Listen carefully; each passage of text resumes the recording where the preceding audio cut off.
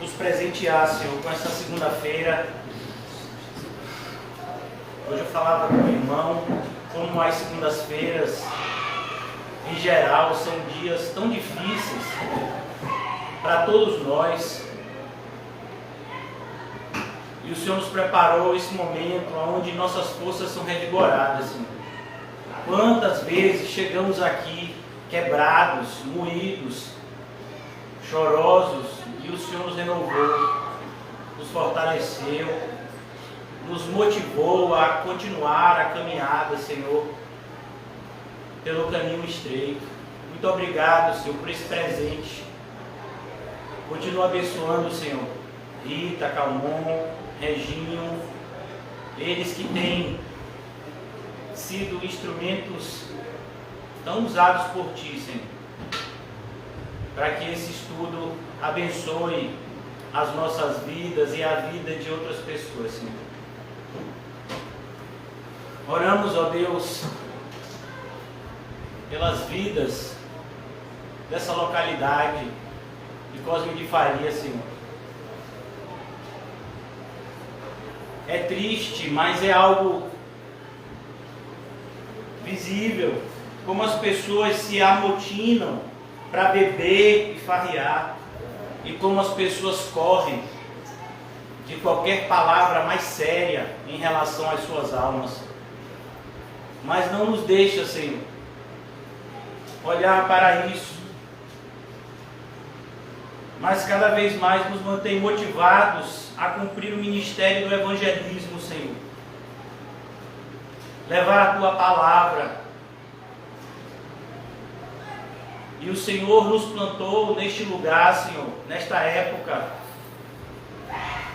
Por isso nos mantém cada vez mais diligentes. Que possamos pregar ousadamente, continuar, Senhor, o convite, a palavra de salvação. Ó Deus, só o Senhor pode tocar os corações dos moradores dessa localidade, para que eles possam ouvir a Tua palavra e serem salvos por meio dela, pois aprove ao Senhor salvar o mundo pela loucura da pregação. E cá estamos, Senhor, para pregar a Tua palavra a todos aqueles que o Senhor assim por bem trouxer. Ajuda-nos, Senhor, na noite de hoje e durante a ministração, o Santo Espírito haja em nós, nos renovando e nos fortalecendo, nos tornando cada vez mais aptos ao bom combate e alegres na alegria do Senhor, que é de onde vem e virá a nossa força. Obrigado, Senhor, por tudo. Em nome de Jesus, amém e graças a Deus. Amém, amados irmãos, nós estamos em Lucas capítulo 3, dando continuidade a essa passagem do Evangelho de Lucas, que tem tanto a nos ensinar. Esse já é o terceiro estudo nessa sessão aqui, que vai dos versículos 1 ao 20. Eu acreditava no primeiro momento que talvez a gente conseguisse passar por essa sessão de Lucas 3, 1 a 20, com duas pregações, mas eu creio que vai demorar um pouco mais. Talvez, muito provavelmente, só vamos terminar isso, essa ministração na sexta-feira, se Deus permitir. Hoje nós vamos falar, irmãos, à luz do que está escrito aqui. Nós paramos ontem no versículo 7, e eu quero dar continuidade a partir desse versículo.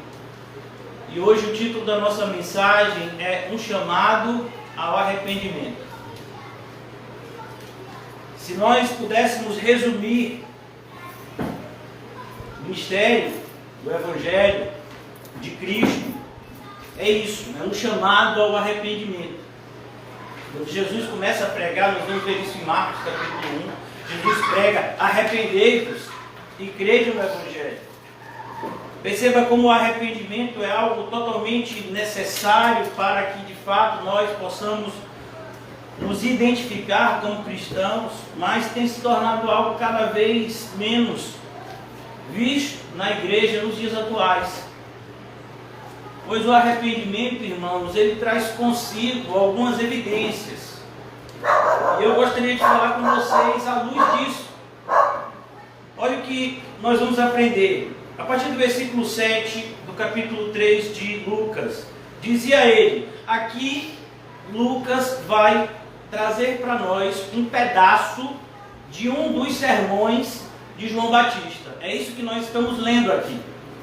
Lucas, no seu estudo para escrever esse evangelho, como vimos lá no começo, ele fez uma pesquisa apurada, pesquisa profunda para escrever esse evangelho, para escrever o que Deus havia colocado no seu coração a ser feito, e ele fez uma pesquisa profunda, e nessa pesquisa ele traz para a gente um pequeno pedaço do sermão de João Batista. Eu gostaria que você se imaginasse hoje entrando numa máquina do tempo e voltando a 2000 anos atrás e olhando, não é muito difícil, né? Olhando e vendo João Batista na sua frente, né?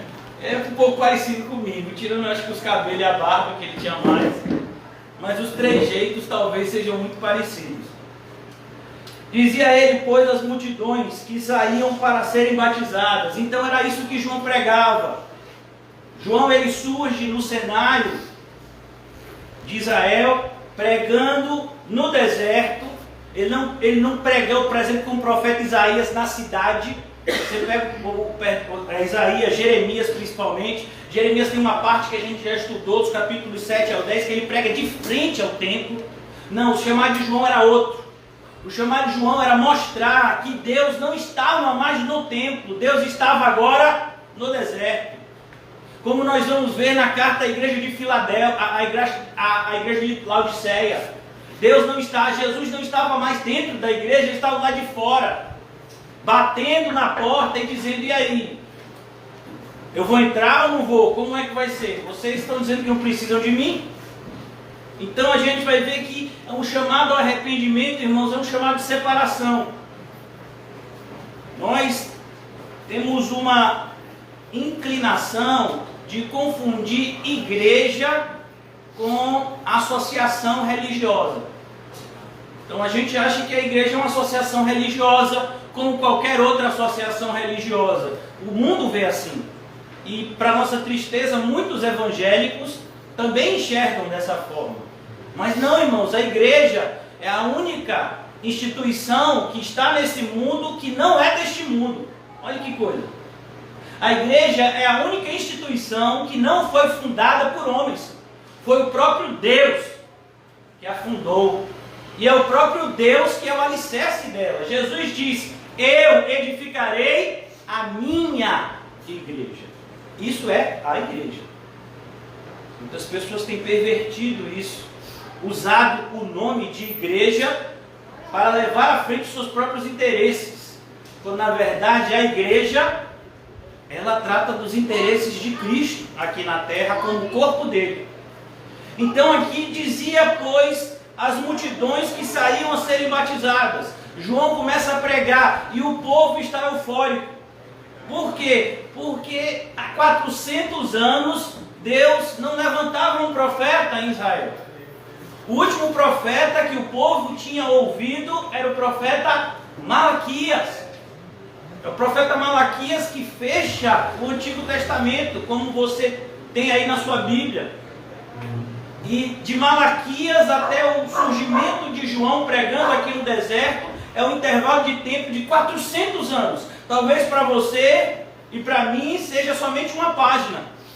É o que nós chamamos no estudo teológico de período intertestamentário, o espaço entre os dois testamentos. Normalmente toda a Bíblia, ele traz consigo, no meio, entre o Novo Testamento e o Antigo Testamento, uma folha em branco. E aquela folha em branco, talvez você não saiba, mas ela tem esse significado. Mostrar justamente esse período aonde Deus ficou em silêncio. Então, depois de 400 anos, Deus levanta um profeta. E agora o povo está todo mundo querendo ouvir. Imagine, rapaz, Deus levantou um profeta. Tem tanto tempo que a gente espera espera isso, meu avô esperava isso, meu bisavô esperava isso, meu tataravô esperava isso, e está na minha geração, eu não vou perder isso de jeito nenhum. E o povo queria ver, mas nem todo mundo queria, de fato, seguir a mensagem de João, mas queria ouvir o próprio Herodes, que dá ordem para que João seja decapitado. Ele gostava de ouvir João pregar. Olha, irmãos, sejamos sinceros.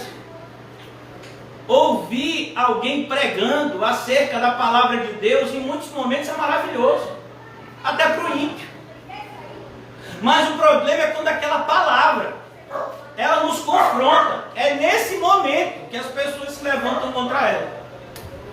Quando a gente ouve a palavra de Deus sem nenhum compromisso com ela, isso até o ímpio gosta. Mas quando um pregador bota o dedo na ferida, e é o que falta a essa geração, homens que digam, não, Deus está falando de você, é você que Deus está falando. É por isso que a nossa congregação é tão odiada, porque nós temos esse chamado de chamar as pessoas ao arrependimento. E não, o nosso chamado não foi e nunca será aumentar o contingente numérico. Nós não temos esse chamado. Se houver qualquer acréscimo, vai ser o próprio Deus que vai trazer e o próprio Deus que vai manter. Nosso compromisso é com aquilo que é pregado aqui, com aquilo que é vivido aqui. Era assim que João via o ministério que Deus havia entregue nas suas mãos. É assim que nós devemos enxergar o nosso ministério. A palavra ministério significa justamente serviço. Todos temos que servir a Deus. Não somente na igreja, mas toda a nossa vida deve ser vivida para a glória de Deus. Senão ela será totalmente inútil. Dizia, pois, ele, as multidões que saíam para serem batizadas, e as multidões elas saíam para serem batizadas. Porque, como eu já disse a você, o batismo para o judeu era algo comum. Mas João mostra aquelas pessoas que aquele batismo que agora ele está ministrando não era um batismo comum. Por isso ele diz, é um batismo de arrependimento. E agora ele vai trazer uma mensagem que confronta essas pessoas, a ponto dessas pessoas ficarem escandalizadas. Ele diz, raça de víboras, quem vos induziu a fugir da ira vindoura? E eu gostaria de convidar vocês a abrirem comigo em Mateus 23:33. Por quê, pastor? Porque você vai ver que esse linguajar é usado até pelo próprio Senhor Jesus. Que coisa interessante, Mateus 23:33. O próprio Jesus está pregando aqui, diante da liderança religiosa da sua época, e ele diz, serpentes, raça de víboras, como escapareis da condenação do inferno? Perceba, é Jesus. É Jesus que está falando, e Jesus está falando para as pessoas mais religiosas da sua geração. Ele não está falando para qualquer pessoa. Ele está falando para aquele pessoal que era nata religiosa. Para aquelas pessoas que, se você olhasse com olhos humanos, você dizia, esse camarada é de Deus. Jesus diz, vocês são uma raça de víboras. Eu sei que vocês são. E vocês estão indo para o inferno. Por isso, irmãos, eu já disse aqui uma vez, vou repetir hoje. É muito melhor ouvir sobre o inferno do que ir para lá. É um presente quando Deus nos concede alguém para ministrar na nossa vida a respeito da realidade desse lugar, aonde a grande maioria da humanidade irá, aonde a maior parte da humanidade já está. Muitas pessoas têm receio de pregar sobre o inferno, porque isso vai afastar o incrédulo da igreja. Mas deixa eu lhe dizer uma coisa, o lugar do incrédulo não é na igreja. A igreja é a assembleia dos que creem. É o que Paulo vai dizer, por exemplo, no capítulo 1 de Coríntios. Aos que creem, o Evangelho é o poder de Deus. Aos que creem, aos que estão sendo salvos. Então João diz, cuidado para que você não se veja indo para o inferno na tentativa de fugir de lá. E é o que a gente tem visto hoje em dia, muitas pessoas têm sentido uma necessidade de religião.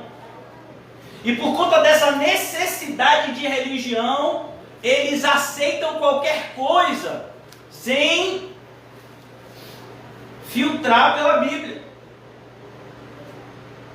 Ah, mas aquela pessoa ali é uma pessoa de Deus, era uma pessoa evangélica, igual a vocês. Como assim? Pula, grita, roda? Não tem nada de evangélico nisso. Oh, mas aquele pessoal ali é evangélico, igual a vocês. Eles vendem tudo. Inclusive o lugar do céu, eles dizem que é pelo dízimo. Se você dizimar, você vai para o céu. Não é igual a vocês? Não, não é igual a gente não.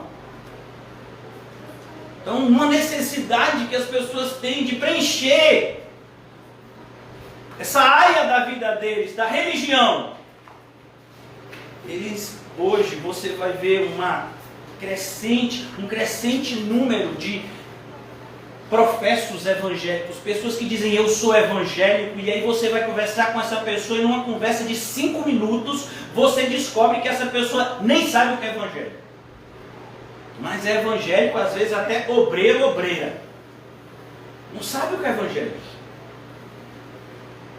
Então João Batista, ele traz essa linguagem. Olha que coisa, irmãos. Eu ouvi e li no livro. Para doenças severas, nós precisamos de remédios fortes. A pior doença que já atingiu a humanidade é o pecado. E para o pecado, nós precisamos de algo muito forte. A pregação do Evangelho. Só a pregação do Evangelho pode e será usada por Deus para trazer arrependimento ao coração do pecador. Por isso que nós temos que tomar muito cuidado quando nós estamos pregando, pois o nosso intuito na pregação, seja ela pública, seja ela individual, você pode pregar para uma pessoa no seu trabalho, você pode pregar para uma pessoa na sua família, você e ela, né? Nós temos que tomar cuidado que o intuito não é agradar essa pessoa e nem ganhar essa pessoa para a nossa religião. Não, o intuito é mostrar para essa pessoa o caminho do arrependimento. E eu tenho que dizer que a maioria de nós tem falhado nisso. Às vezes nós nos vinculamos emocionalmente às pessoas e não queremos entristecê-las, mostrando para elas que elas estão erradas nos seus comportamentos. Mas é o nosso papel, irmãos. É o nosso papel. Olha que coisa. Abra comigo, se você puder, em Gálatas. Gálatas, capítulo número 6. Versículo de número 1. Irmão, se alguém for surpreendido em alguma falta, vós que sois espirituais, corrigiu com espírito de brandura e guarda-te para que não seja também tentado. Olha que coisa. Isso é igreja, irmãos. Então a igreja é assim, quando alguém é pego em algo que ele fez de errado, ele tem que ser corrigido, e o mais rápido possível. Porque as pessoas estão indo para o inferno. O inferno está lotado de evangélicos professos, mas que não viviam aquilo que professavam. É por isso que João ele surge com uma mensagem que quer confrontar as pessoas, mostrando para elas aquilo que é mais importante para elas, aquilo que é mais importante na nossa vida, que é o nosso relacionamento com Deus. Raça de víboras, vocês ainda não são de Deus. É isso que João quer dizer por meio dessa fala. João está dizendo aqui a mesma coisa que o apóstolo Paulo vai falar aos romanos. Todos pecaram e destituídos estamos da glória de Deus. Todos pecaram. Todos estão destituídos da glória de Deus e necessitamos todos da graça. Mas não há graça se não há arrependimento. A graça opera em nós arrependimento e fé. E quando não há arrependimento e fé, não há o que se falar de graça. Por isso ele diz no versículo 8, olha que coisa. Muitas pessoas na nossa época dizem, pastor, eu estou arrependido, irmão, eu estou arrependido. Mas você não vê isso. E as pessoas são comuns, dizem assim, olha, só Deus pode me julgar. Você já deve ter ouvido isso, não foi? E aí, quando uma pessoa me fala isso, normalmente eu respondo assim, e você não tem medo não? Porque assim, se eu julgasse você, era mais tranquilo para você, porque eu só podia julgar para você por aquilo que eu vejo. Mas quando Deus julga você ou a mim, Ele vai julgar a gente não só pelo que Ele vê, mas por aquilo que Ele sabe que pensamos. E pelas intenções do nosso coração, que é muito pior. Então a gente tem que tomar muito cuidado, irmãos, com essa inclinação da natureza humana de se vitimizar diante da confrontação. Quando somos confrontados com o pecado, nós temos seguido, infelizmente, a atitude dos nossos pais segundo a carne, Adão e Eva. Quando eles foram confrontados pelo pecado, Adão culpou a Eva. Indiretamente, Adão estava culpando a Deus, porque ele diz, foi a mulher que tu me deste. E depois, quando Eva é confrontada pelo pecado, ela quer culpar o diabo. Ah, foi a serpente que me enganou. Não, nada disso. O pecado é responsabilidade sua. Ah, não, eu fiz isso porque fulano fez aquilo. Não, você fez isso porque você quis. Fulano fez aquilo. Mas você fez o que você fez porque você quis. Você podia ter tomado uma atitude diferente. A gente vai ver, por exemplo, no caso do que Adão fez em relação ao que Jó fez. Um caso muito parecido. Adão, ele vai comer o fruto porque a mulher o induziu. Mas quando a mulher de Jó induz Jó a negar Deus, Jó disse, olha, quem vai negar Deus é outro, minha filha, eu mesmo não.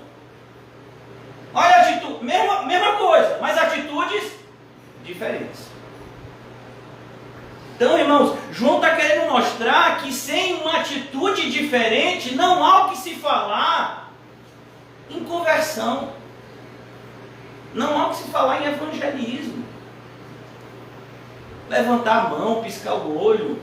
Hoje em dia tudo vale para dizer que fulano é crente. Ah, fulano morreu com o Senhor. Por quê? Porque o pastor lá da igreja foi lá, evangelizou e disse, se você crê em Cristo, pisca o olho. Ele piscou o olho, está no céu. Oh, aleluia. É mesmo que você acredita nisso? Eu conheço dezenas de pessoas que dizem que tem esse ministério. Chegam nos hospitais públicos. Muitos hospitais públicos já proibiram a entrada de evangélicos por causa desse povo que fica gritando em alas que é necessário silêncio. E diz, não, é o poder de Deus que está... Mentira, que não tem Deus nenhum naquele lugar. Que Deus é um Deus de ordem e decência. Onde é que Deus vai mandar um evangélico entrar no hospital, num lugar onde tem um monte de gente lá convalescendo e vai lhe dar ordem para você gritar? Aí as pessoas vão para esses lugares. Eu já fui com algumas dessas pessoas, por isso que falo com tanta autoridade. Vamos, meu pai está quase morrendo, evangeliza aqui ele. E aí, meu senhor, você quer crer em Jesus Cristo, quer ir para o céu? E o camarada está lá deitado e diz, nem sabe o que está tratando. E está escrito lá em Romanos capítulo 10, todo aquele que confessar o nome do Senhor será salvo, aleluia. Mas aí o mesmo Paulo que falou que todo aquele que crê em Jesus será salvo, diz, mas como crerão a respeito de quem nada ouviram? Não ouviu. Uma pessoa chegou e disse, cara, meu filho, você quer ir para o céu ou para o inferno? Eu quero ir para o céu. Então confesse Jesus aí. A pessoa não sabe o que é crer em Jesus, não sabe o que é arrependimento, não sabe nada de fé cristã.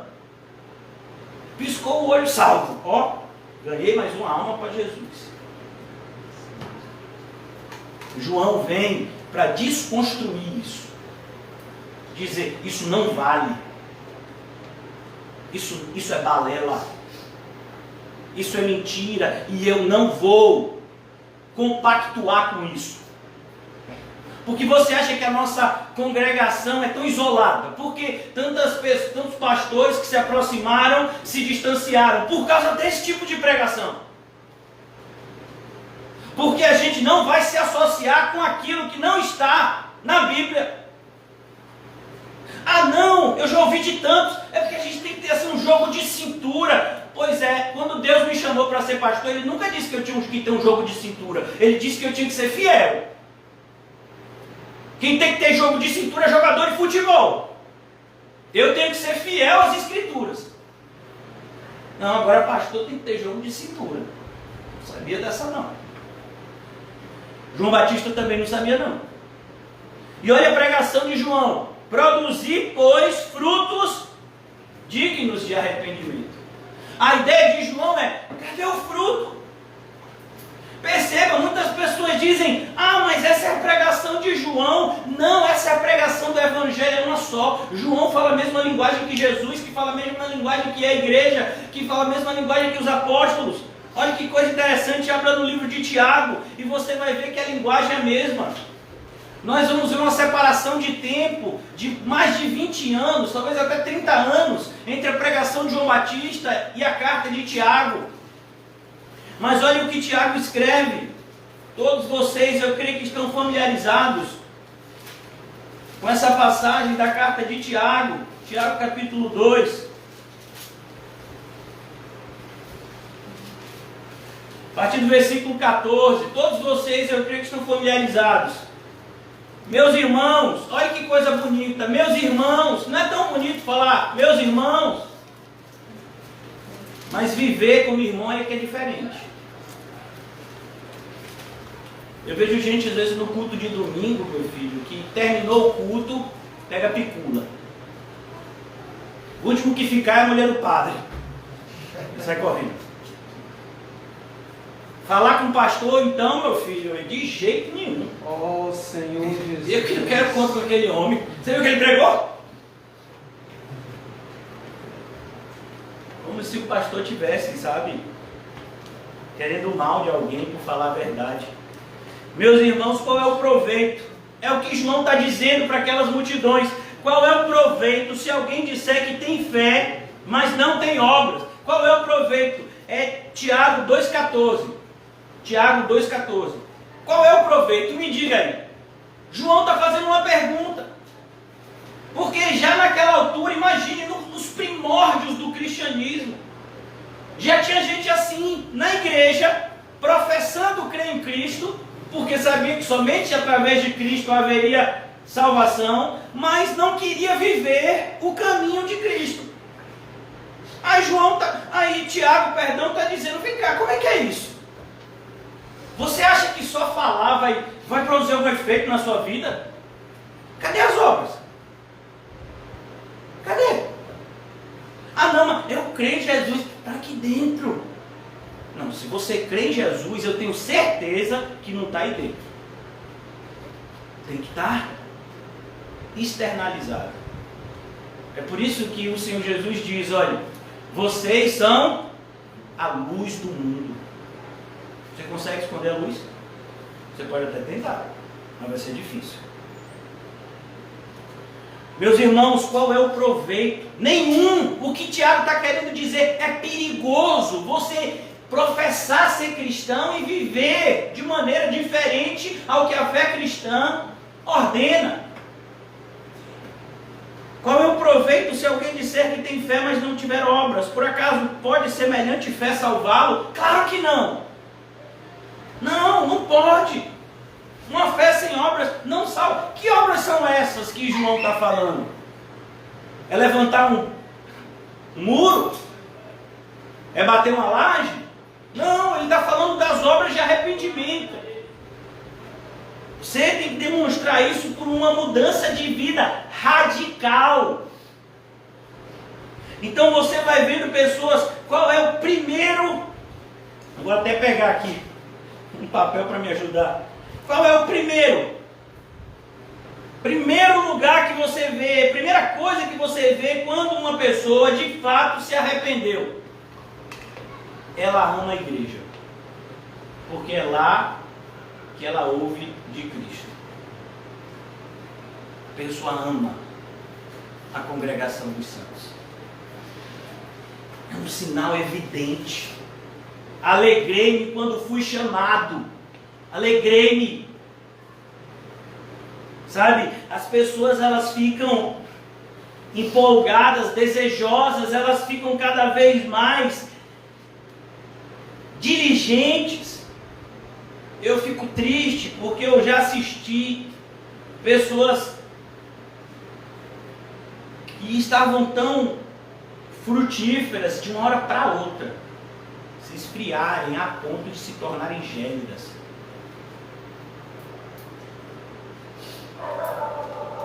Sabe, irmãos, algo que dói no coração de um pastor é isso.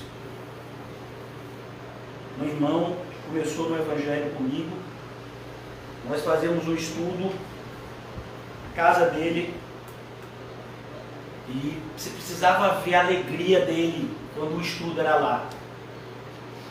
Sabe, a pessoa queria fazer de tudo, desde do lanche no final, o café, tudo, a preocupação com os irmãos, cadeira. E de repente, quando essa pessoa se esfriou, o primeiro sinal foi qual? Foi dizer, eu acho que não vai dar mais tempo para ter o estudo aqui. E esse não é só o problema não é só isso, o problema é a satisfação que a pessoa demonstra em não ter mais aquele compromisso. Porque aquilo que deveria ser um privilégio se tornou um fardo. Aquilo que era motivo de alegria se tornou motivo agora de pesar. Ih, rapaz, tem mais um estudo aqui. Rapaz, não estou nem a fim de ir hoje, mas vou ter que ir aqui. É isso que João está querendo falar para a gente lá. É isso que Tiago está dizendo para a gente aqui. É isso que eu estou falando para vocês hoje. Por isso que quando a gente fala dessas pessoas que simplesmente sumiram da igreja na época da pandemia, a gente fala que essas pessoas, não é que elas estão passando por uma crise de fé, é que para nossa tristeza, talvez a maioria delas nunca foi crente. E esse período veio somente para mostrar isso. É como um freio de arrumação. Quando essas coisas passarem, teve uma vez, teve pessoas que disseram, não, quando a vacina chegar eu vou. Já chegou, já está vacinada. E aí? Mas é porque eu estou com vergonha. Meu filho, um cristão, quando se arrepende, ele não tem vergonha não, ele tem arrependimento. Quando Davi foi confrontado por Natã, Davi ficou com vergonha? Davi escreveu 2 salmos, dizendo, fui eu que pequei, não façam o que eu fiz. Então a gente percebe que não tem, por mais que a gente pregue, as pessoas elas não se arrependem. Há uma obstinação na nossa geração. Parece que as pessoas estão se acostumando ao chamado ao arrependimento. Como dizia já Spurgeon há 200 anos atrás, o mesmo fogo que amolece a cera, endurece o barro. Então uma pessoa que está ouvindo todos os dias uma pregação bíblica, se ela não se arrepender, ela se tornará mais dura ao arrependimento.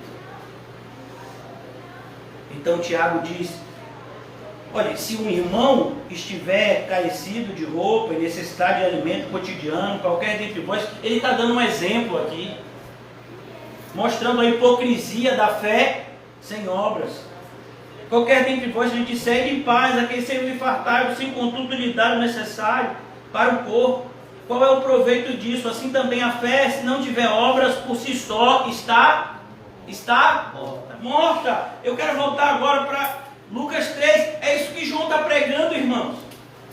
É isso que João está chacoalhando aquela geração dele. É isso que um pregador tem que pregar em qualquer geração, em qualquer época. Arrependam-se. Mas não é arrependimento da boca para fora, e nem um arrependimento que faz com que você chore somente durante o culto, depois você volta para fazer pior ainda. É um arrependimento que é demonstrado. Tem que cortar a mão? Corta então. Por que está demorando tanto de cortar a mão? Ô pastor, porque vai doer. Não vai arder não, vai doer mesmo. Oh Deus. Tem que cortar o pé? Então arranca. Não, mas eu não quero ficar manco. Tem que arrancar o olho? Então arranca o olho. Está demorando por quê de arrancar o olho, rapaz? Não já sabe? Então João está deixando bem claro. Produzir, pois, frutos dignos de arrependimento. Você tem que produzir esses frutos. E não comeceis a dizer entre vós mesmos, temos por pai Abraão. Olha, não existe salvação por tabela. Tem gente que acredita que vai ser salva por causa de Maria. Tem gente que acredita que vai ser salva por causa de Pedro. Na igreja católica é assim, diz que se você foi batizado para o inferno você não vai. Mesmo que você seja a pior pessoa, odeia Cristo, você vai para o purgatório. Para depois de purgar os pecados você ir para o céu. Essa é o plano de salvação da igreja católica. Que é falso, para que você saiba. A igreja católica é uma falsa igreja. Mas eles criaram essa doutrina. Por quê? Porque eles tinham esse problema.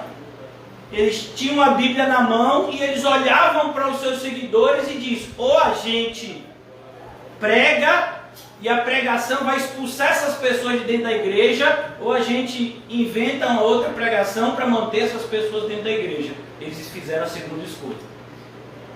Porque eles queriam manter as pessoas debaixo do seu poder. E não queriam pregar a respeito do poder de Deus para a salvação. Então ele diz aqui: produzir, pois, frutos dignos de arrependimento, e não comeceis a dizer entre vós. Olha, dizer entre vós, a ideia é, as pessoas sabiam que o que João Batista estava falando era correto, mas elas não tinham coragem de debater com João, mas elas diziam por trás de João: João está pregando assim, mas não é desse jeito, a gente é filho de Abraão. Deus fez uma promessa com Abraão. Irmão, a descendência de Abraão é os que têm a fé de Abraão. Está escrito que ainda que os descendentes de Abraão sejam como a areia do mar, somente o remanescente fiel é que será salvo. Então, o povo daquela geração e o povo da nossa geração cada vez mais tem se entregue ao auto-engano. Não, eu creio que eu vou ser salvo, afinal de contas meu pai é crente, minha mãe é crente, meu filho é crente. Não tem salvação por tabela. É você que tem que ser crente. A salvação é algo individual. E algo que não pode ser passado. Temos por pai Abraão. Porque eu vos afirmo que destas pedras Deus pode suscitar filhos a Abraão. O que João está querendo dizer é: olhe, somente Deus pode regenerar o coração de um pecador. João está aqui falando uma linguagem que está lá em Ezequiel. Vamos lá rapidinho para você entender o que João está dizendo. A autoridade da pregação de João, irmãos, vem das Escrituras. Por que João prega com tanta autoridade? Porque tudo que João falava era bíblico. Ezequiel.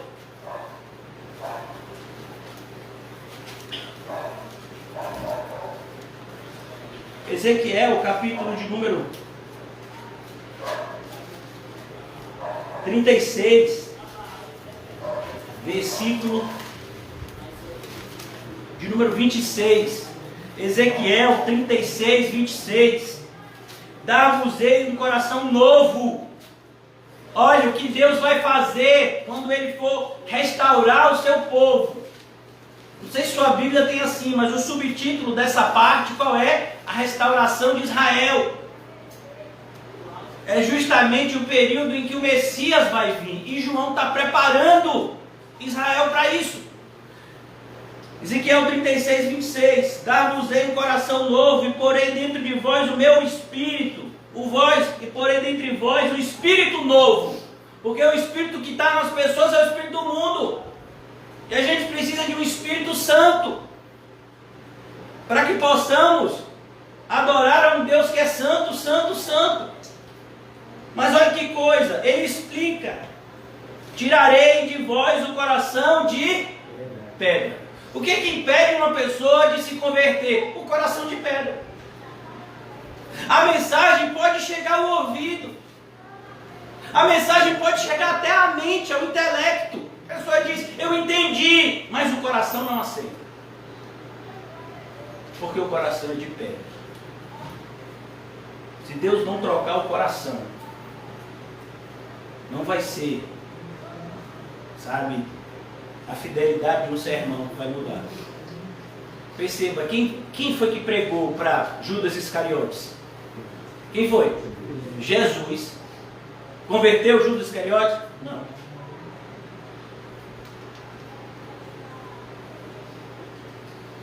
Ele diz aqui: tirarei de vós o coração de pedra e vos darei um coração de carne. A ideia aqui em Ezequiel é a mesma aqui em Lucas 3. Vocês estão mortos e não perceberam ainda. Vocês acham que vocês têm uma escolha. Vocês não têm escolha. Se vocês continuarem vivendo a vida que vocês estão vivendo, vocês vão para o inferno. Você não tem escolha. Por isso que tem uma passagem onde Jesus diz a respeito da seriedade da conversão. Olha, façam os cálculos, mas ele também diz a seriedade de dizer não ao convite de salvação. E diz: olha, cuidado, viu? Porque você está indo enfrentar um rei que é muito mais poderoso que você. E quando ele chegar, como é que vai ser? É melhor você fazer paz com ele. Então é isso que João quer pregar para aquelas pessoas. A verdade.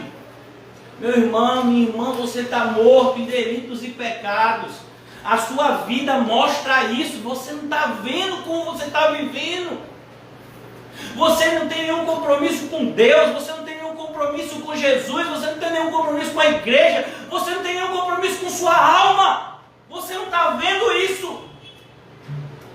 É o nosso papel, é o meu papel.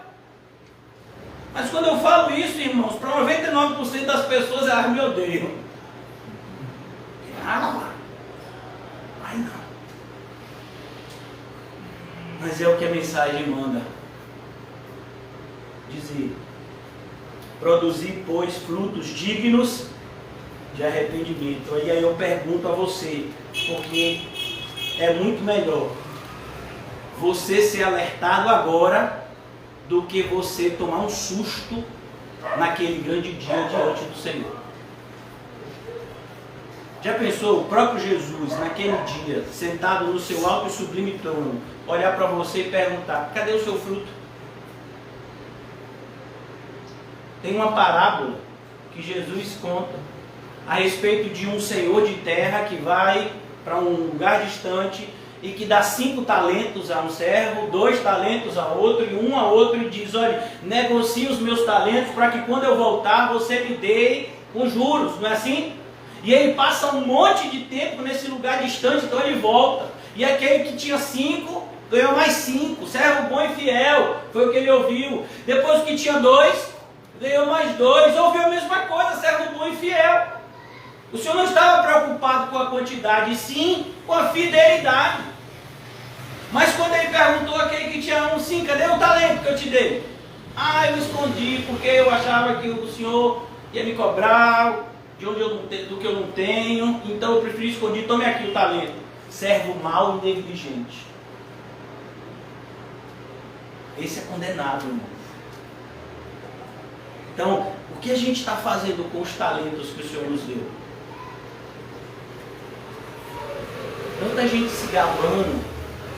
Ah, eu tenho uma saúde de ferro. É mesmo? E você está fazendo o que com ela? Está fazendo o que com ela? Ah, eu sou uma pessoa muito inteligente. E está fazendo o que com a sua inteligência? Ah, eu sou uma pessoa muito trabalhadora. Ele está fazendo o que com isso? Perceba. Produzir, pois, frutos dignos de arrependimento. E agora no versículo 9, eu vou concluir aqui, como eu disse a vocês. A gente vai passar um pouco mais de tempo nessa passagem de Lucas a respeito do ministério de João.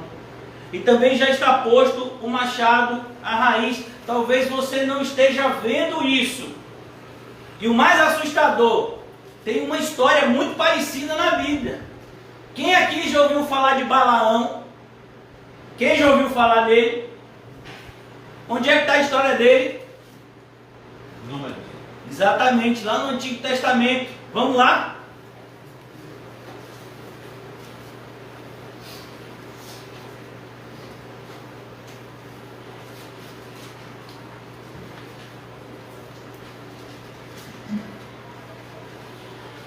Números 22. O anjo do Senhor e a jumenta de Balaão. Olha, quando uma jumenta é mais crente que o homem, meu filho, aí o negócio empenou, viu? Eu faço questão de ler aqui essa passagem. Então Balaão levantou-se pela manhã. Balaão era operoso, porque ele estava de olho nas moedas de Balaque. Tem gente, meu filho, que não chega no horário da igreja 9 horas, mas do trabalho, vai para o trabalho, acorda 3h30 da manhã. Por quê? Não. Trabalho, mano. Oh, Senhor. É o que bota comida lá. Já não sabe? Não sei não. Olha, quando o Balaque está pagando, meu filho, o Balaão é madrugada. Ô Jesus, a igreja está tão cheia de Balaão. Levantou-se pela manhã, abordoou sua jumenta e partiu com os príncipes de Moabe. Olha como a gente gosta de andar com os príncipes, né, irmão? Já pensou? Rapaz, só os cabeça cara. Rapaz, o engenheiro da obra me chamou para almoçar hoje. Você não sabe, o dono do atacadão me chamou para a gente sentar. O presidente da Santa Casa apareceu aqui, me chamou, porque eu vi aquela entrevista na televisão e gostou muito que ele Oh, conhecesse. Senhor Jesus. Já pensou, irmão? Cuidado, viu? Ai, quando todos os aplaudirem, eu fico com medo. Acendeu-se a ira de Deus porque ele se foi, e o anjo do Senhor pôs-se no caminho por adversário. Irmão, você já pensou? Se você está lutando e o negócio está difícil, e aí você está lutando e o negócio está difícil, e aí você se vê lutando contra o próprio Deus. Quantos hoje estão na igreja e eles estão lutando, mas não é contra o diabo não, é contra Deus. É Deus que está freando eles. Oh Senhor, quebra essa maldição. Eu nunca vou para frente, nada na minha vida dá certo. Deus disse, você está gritando por quê? Sou eu que estou fazendo isso. O que você está falando com o diabo? O diabo não tem nada a ver com isso. Sou eu que estou fazendo. O anjo do Senhor se pôs contra Balaão. Quanta gente, quantas pessoas acham que estão seguindo o caminho de Deus e na verdade eles estão como adversários de Deus. Oh Deus, abre os olhos.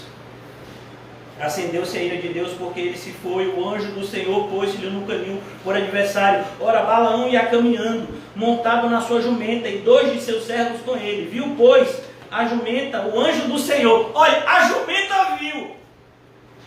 Balaão e nem os 2 servos viram.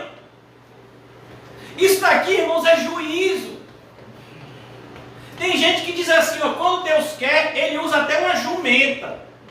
Meu filho, só se você for Balaão, você é Balaão. Você é um apóstata, pode ser que Deus use uma jumenta como juízo para você. Mas se você é um crente, Deus vai usar um servo de Deus para falar com você. Viu, pois, a jumenta, o anjo do Senhor. A jumenta viu. Isso vai ser usado pelo profeta Isaías. A jumenta conhece, o boi conhece, mas o meu povo não me conhece. Viu, pois, a jumenta, o anjo do Senhor, parado no caminho com a sua espada desembainhada. O que é uma espada desembainhada? Meu filho, e não é uma espada de samurai não, viu? Porque se fosse espada de samurai eu não tinha nem medo. O negócio é a espada de um anjo. Você já imaginou o problema? A espada que carrega um anjo, porque um anjo só matou mais de 185 mil num dia. É essa espada que está falando aqui. É esse tipo de espada que mata 180 mil pessoas só de uma passada. Fogo! Você conhece algum assim? Não tem espada de samurai certo. Por isso a gente tem que tomar cuidado. Viu, pois, a jumenta. O anjo estava com a espada desembainhada na mão, pelo que se desviou. A jumenta está querendo ajudar Balaão. Olha que coisa! E ela vai se desviando, indo pelo campo. Então Balaão espancou a jumenta para fazê-la tornar o caminho. Às vezes eu me sinto assim. Você está tentando ajudar o povo a não ir para a ira de Deus, e o povo bate. Nada, eu quero ir para o inferno, me deixe ir para o inferno. Parece que você vê as pessoas assim na igreja hoje. Pastor, eu quero ir para o inferno, me deixe para lá. Eu sei que eu estou errado. As pessoas perderam completamente a noção. Balaão espancou a jumenta para fazê-la tornar do caminho, mas o anjo do Senhor pôs numa vereda entre as vinhas, havendo um muro de um lado e de outro. Aí o caminho se estreitou. E aí não tinha mais para onde a jumenta se desviar. E a jumenta começou a imprensar Balaão. Olha que coisa. Vendo, pois, a jumenta, o anjo do Senhor cozeu-se contra o muro. Ela começou a imprensar-se no muro contra a espada e comprimiu contra este o pé de Balaão. Por isso tornou a espancá-la. Olha o que ele faz. Ela está tentando salvar ele e ele está espancando. Olha o verbo, espancando. Não foi isso que fizeram com Estevão? O que foi que fizeram com ele? E o que Estevão estava tentando fazer? Acordar aquele povo. Então o anjo do Senhor passou mais adiante e pôs um lugar estreito, onde não havia caminho para se desviar, nem para a direita nem para a esquerda. Vendo a jumenta, o anjo do Senhor deixou-se cair debaixo de Balaão. A jumenta se abaixou e Balaão caiu. Ela disse: aqui vai para aqui é outro. E ela parou. E vendo a jumenta, o anjo, ela se debaixou-se, cair debaixo de Balaão. Acendeu-se a ira de Balaão, espancou a jumenta com a vara. A terceira vez que Balaão espanca a jumenta. Então o Senhor fez falar a jumenta. O Senhor fez falar a jumenta. Rapaz, que Deus é esse? Você conhece um Deus igual a esse daqui, rapaz? Então o Senhor fez falar a jumenta, a qual disse a Balaão: que te fiz eu? Que me espancaste já 3 vezes. Rapaz, eu acho que eu, se eu fosse Balaão, tomava um susto. Respondeu Balaão a jumenta, mas Balaão era tão louco que ele ficou debatendo com a jumenta. Que nada, Balaão, é isso aí. O que der, deu. Imagina.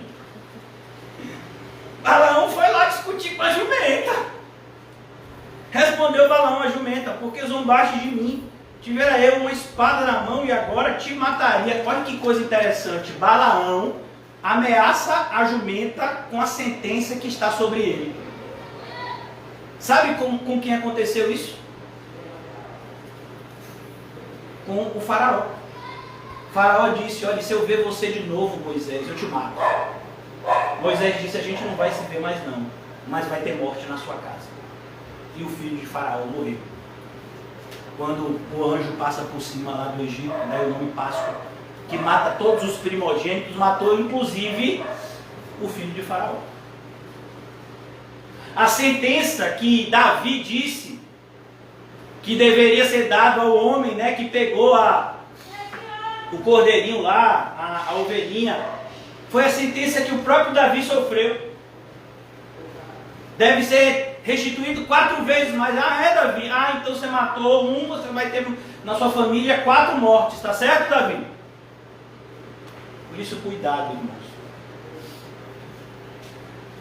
Então o Senhor fez falar a jumenta, a qual disse a Balaão: que te fez eu? E ele respondeu, replicou a jumenta a Balaão, versículo 30, porventura não sou uma tua jumenta, em toda a tua vida cavalgaste até hoje, acaso tem sido o meu costume fazer assim? Ele respondeu, não.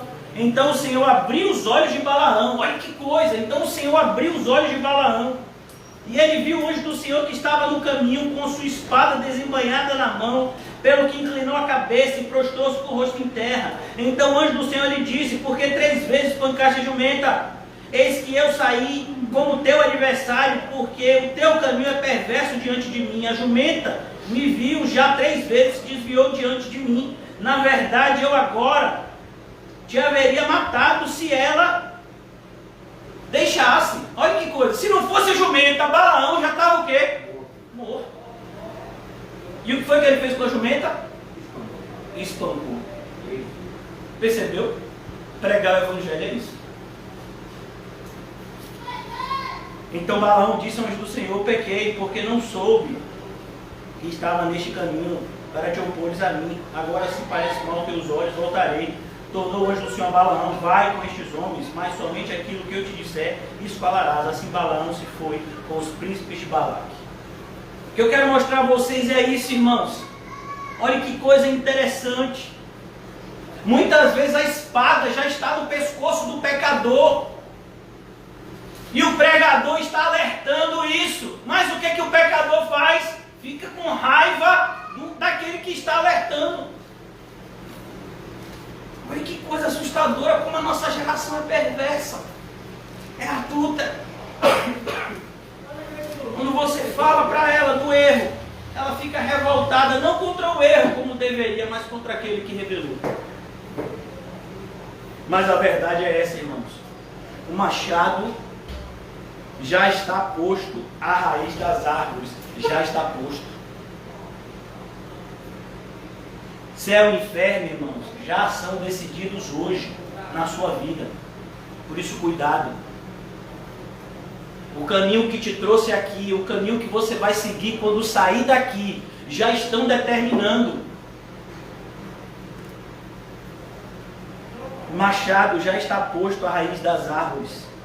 Toda árvore, pois, que não produz bom fruto. Toda árvore, pois, que não produz bom fruto. Cadê o seu fruto? Cadê? E olha, deixa eu dizer uma coisa interessante, irmãos. Um dos principais frutos que a gente pode produzir é o nosso testemunho. Como está o nosso testemunho, pessoal, hoje? Se alguém olha para a gente, ela identifica de logo que a gente é crente. Pela nossa maneira de falar, pela nossa maneira de se posicionar. Hoje minhas filhas, tá capaz delas estarem me assistindo aí, nem sei. Hoje elas estavam lá em casa e elas estavam tendo umas atitudes assim, que eu não gosto muito. E aí eu perguntei, vem cá, vocês estavam onde ontem de manhã? Aí uma delas disse, em casa. Eu disse, foi em casa. Aí a outra disse, não, a gente estava na igreja. Vocês estavam na igreja, foi? Vocês são crentes? Perguntei para elas. Vocês são crentes? Meu pai, por que você está perguntando isso? Aí entre vocês e Deus. Irmãos, não se engane. Dar fruto é uma obrigação. Tem pessoas que acham que fazer alguma coisa para Deus é favor. Não, é privilégio. Você ter a oportunidade de dar fruto é privilégio. Você ter uma igreja onde você pode dar fruto é privilégio. Você ter um ministério onde você pode dar fruto é um privilégio. Mas as pessoas têm visto o frequentar reuniões como obrigação. Imagine uma pessoa dessa. Ela não entendeu nada. Uma pessoa que acha que é obrigação. Que não enxerga isso como uma oportunidade maravilhosa de receber a ceifa. De receber a seiva da árvore para que deem frutos, ramos. E João aqui como alguém que ama as pessoas, fala a verdade para elas. Já está posto o machado, a raiz das árvores. Por isso eu digo, irmãos, o problema não é o que a gente vai sofrer aqui na vida. O problema é o que vai acontecer com as pessoas que não se arrependem depois da vida. Pois que não produz o fruto bom é cortada e lançada no fogo. Essa era a pregação de João. E essa pregação, irmãos, ela vinha com tanta autoridade que as multidões, elas ficavam impactadas. Não era João que tinha que dizer para elas que elas precisavam de mudança. Elas é que vinham até João. João, eu tenho que mudar. E aí, como é? Eu quero mudar. Eu entendi o que você falou. Eu estou me tremendo de medo. O próprio Espírito tem colocado no meu coração que eu tenho que viver uma vida diferente. Me diga aí, João, me ajude. Meu Deus, que alegria seria para o coração de um pastor isso. Ver uma geração de crentes realmente querendo viver como cristãos de verdade. O que eu preciso fazer? Eu tenho que deixar o quê? Eu tenho que começar a fazer o quê? Me ajude. Porque eu sei que o machado já está posto, já está cortado. A qualquer momento, a árvore vai ser cortada e lançada no fogo, aquela que não produz bom fruto. O que João está falando aqui, irmão? João está falando da realidade do inferno. Todos os dias, eu já vou fechar aqui a Bíblia para a gente orar. Todos os dias, nesse período de pandemia, eu e vocês nos familiarizamos com os dados a respeito da quantidade de mortos. Então o Brasil, eu acho que já passou 350 mil mortos, eu acho, não é isso mesmo? Ou eu estou errado? Já passou 400 mil? Olha como muda. Então o Brasil já passou 400 mil mortos só de Covid. Imagine a quantidade de mortos por conta de outras coisas ao longo desses últimos meses. O problema, irmãos, não é essa quantidade exorbitante de pessoas que morrem. O problema é para onde elas vão. A maioria esmagadora dessas pessoas, irmãos, foi para o inferno. Não se engane. A gente tem um irmão aqui na igreja, olha o propósito de Deus, que trabalha no cemitério. Quando você vai para um enterro, meu filho, você fica assustado. Porque o reflexo do morto é aqueles que estão indo vê-lo ser enterrado.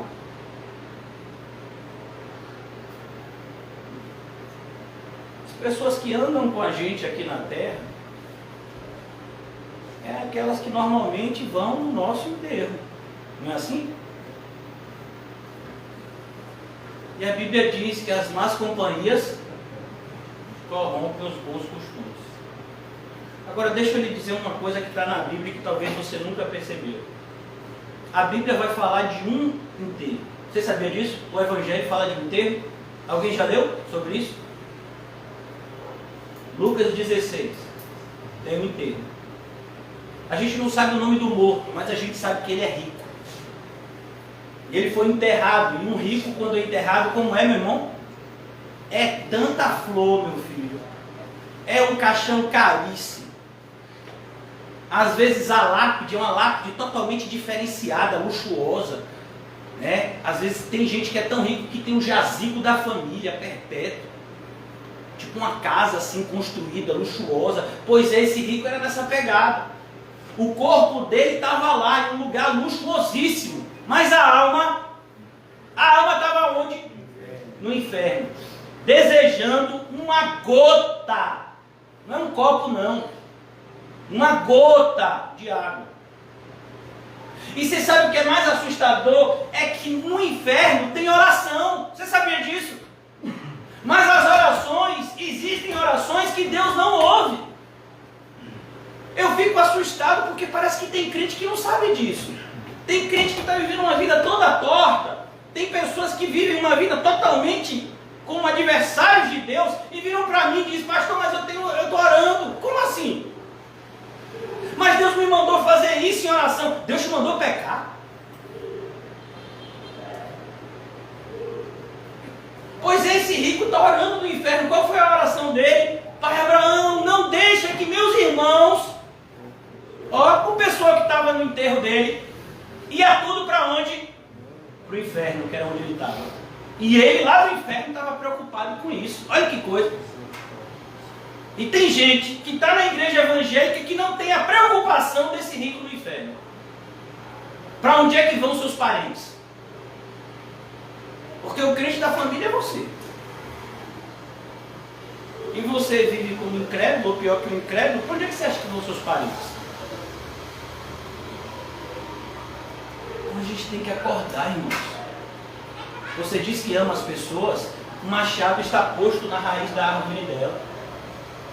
Você tem filhos e filhas, você já imaginou seu filho, sua filha, seu irmão, sua irmã, seu pai, sua mãe, com um machado no pescoço, com uma espada no pescoço? E o problema é, a espada, aquela espada no pescoço é do próprio Deus. E aí, você vai fazer o quê? A hora de clamar por misericórdia é agora. Mas a gente tem clamado por quê? Saúde, sucesso, dinheiro. O Senhor, precisando tanto que minha geladeira, sabe, tenha mais mantimentos. É mesmo, irmão. Você tem mais fome de comida do que fome de almas. Então você não é crente.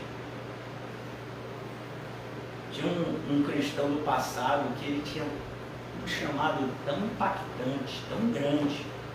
Ele tinha um senso tão grande da necessidade das pessoas serem evangelizadas e salvas, que ele dizia: Senhor, ou o Senhor me ajuda a evangelizar, ou então o Senhor me mata. Porque eu não vou ficar vivendo desse jeito. Já pensou? Isso é um crente, irmão. Ele via a necessidade, a urgência da pregação do Evangelho e o imperativo de chamar as pessoas que já estavam vindo, que é o caso aqui da mensagem, as pessoas que já estavam vindo a respeito da seriedade, do compromisso que elas estavam chamadas a ter com Cristo.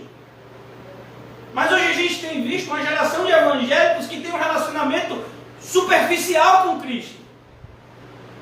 Um relacionamento, sabe, totalmente descompromissado. Um relacionamento até certo ponto interesseiro. Estão com Cristo, pois acreditam que Cristo pode protegê-los e pode guardar eles em momentos de dificuldade. Será que é isso que me faz amar Cristo? Já pensou, irmãos? Vamos imaginar esses programas de auditório. Separa o marido da mulher e aí pergunta para a mulher: e aí, por que você casou com o seu marido? Ah, porque ele tem dinheiro. É mesmo? Sim, eu sei, seu marido tem dinheiro. E por que você casou com o seu marido fora o que ele tem dinheiro? Ah, porque ele me dá um monte de coisas boas. Ah, você não ama seu marido? Não. Eu estou com ele porque ele me dá tudo que eu quero. Se ele parar de me dar o que eu quero, eu largo logo ele e vou pegar outro. Esse é o relacionamento dos evangélicos com Cristo. Quantas pessoas estão numa igreja e se de repente elas forem confrontadas, elas vão para outra? Por quê? Porque elas não têm relacionamento com Cristo nenhum. E o Senhor, irmãos, abre os nossos olhos, não como o de Balaão, que foi aberto apenas por um espaço de tempo e depois fechou, porque Balaão está no inferno. Mas que o Senhor abra os nossos olhos como abriu de Saulo. Que as escamas caiam dos nossos olhos, para que a gente possa ver claramente que o viver é Cristo e que o morrer é lucro. E que viver de qualquer outra forma é loucura. Vamos orar. Ó Senhor, nos ajuda. Nos ajuda a entender que essa é a motivação que precisamos. Nós não precisamos de nenhuma motivação carnal. Nesse dia, em especial nessa segunda-feira à noite, nós precisamos ser motivados pelo amor a Cristo, para que tudo que façamos seja para a glória de Cristo. Se isso de fato acontecer nas nossas vidas, não nos faltará vigor para executar os desígnios de Deus. Por isso, Senhor, abre os nossos olhos.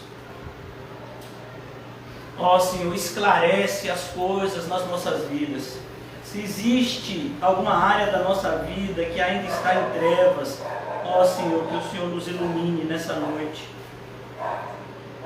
para que possamos enxergar a sujeira e confessarmos os nossos pecados, para que o Senhor limpe, Senhor, pois não temos capacidade sequer de limpar a nós mesmos, mas o Senhor nos limpa quando confessamos e deixamos, alcançamos misericórdia.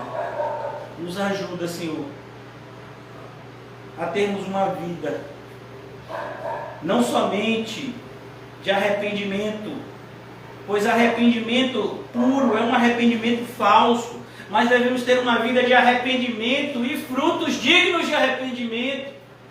Devemos ter uma vida de arrependimento e evidenciar esse arrependimento, porque somente dizer que estamos errados não vai mudar nada. Por isso nos ajuda, Senhor, a de fato termos uma vida transformada. Ajuda-nos a termos a nossa vida transformada a partir de hoje. Todos precisamos, Senhor, começar de mim.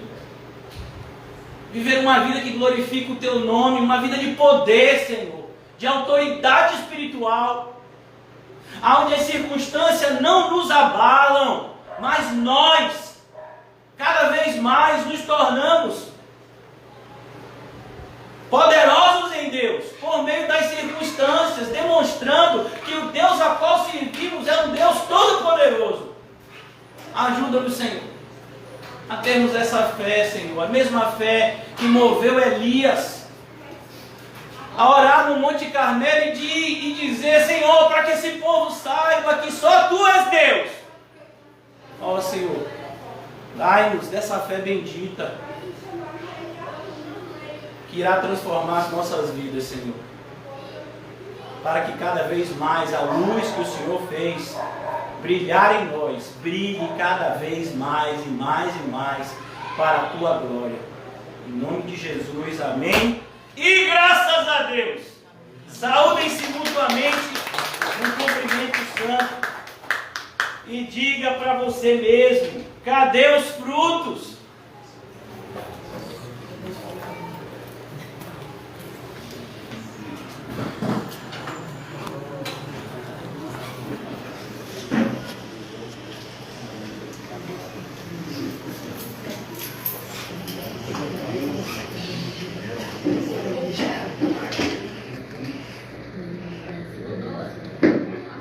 Aí não, aí eu não tenho mais segundo, eu vou ficar com o seu ex. Rapaz.